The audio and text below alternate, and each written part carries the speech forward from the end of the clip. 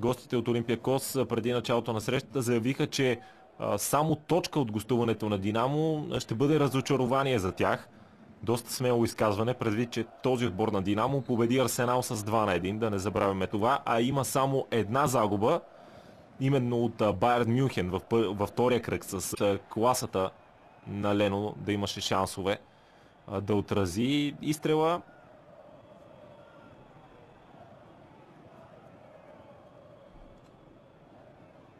Динамо Загреб в атака.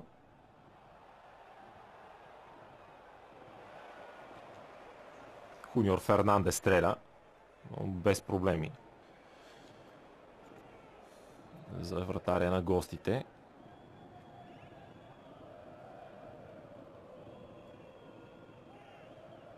Опита се да потърси далечния гол Хуниор Фернандес. Определено това бе идеята му.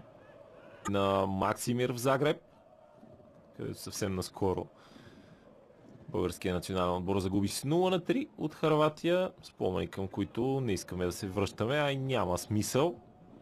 Хубав удар от далечна дистанция.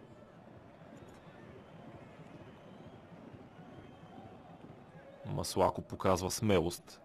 Не се притеснява да стреля от такова работа. Наистина блестящо.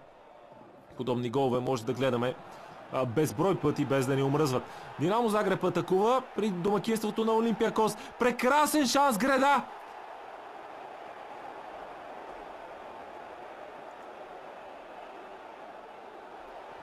Още една възможност. Този изстрел е блокиран. Антолич бе човекът, който нацели със своя удар страничния стълб. Бързо се разви контратаката, с по едно докосване изиграха ситуацията домакините, но капитанът на Динамо не вкара. И Зоран Мамиш се държи за главата. Наясно е той, че златната топка от един от двамата най-добри футболисти в последното десетилетие е отделен въпрос. Сега чудесен шанс за Олимпиакос. Как може такова положение да бъде пропуснато? Това просто е скандално. Идея Браун е човекът, който от 2 метра не осигурява аванс на Олимпиакос. Това е ситуация, която може да струва не само загубата евентуално тук на Максимир срещу Динамо, но изобщо а в другия двубой от групата нещата за топчиите също се развиват чудесно. Динамо и Олимпиакос играят при нулево равенство. Ако статуквото се запази, Арсенал изведнъж ще бъде в далеч по-добра позиция за продължаване напред. Втора греда за Динамо Загреб. Уникален мал шанс. Марко Рок бе човекът, който нанесе изстрел. Един от младите таланти на хърватския шампион.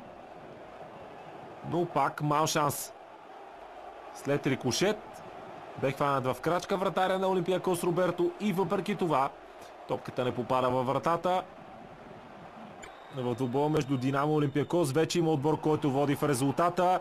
Идея Браун се реваншира за онзи невероятен пропуск, който направи по-рано. Сега вече с усмивка той се радва на своето попадение. От много по-трудна позиция в 79-та минута той дава аванс на гръцкия тим. И феновете на Динамо по трибуните замлъкнаха.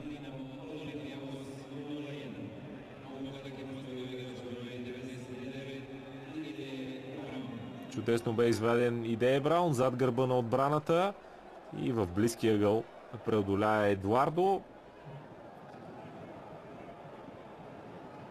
Тук и вратарят на Динамо Загреб също може да бъде винен за попадението. Именно вратарят е отговорен в тази ситуация в близкия си ъгъл да не допусне подобно попадение.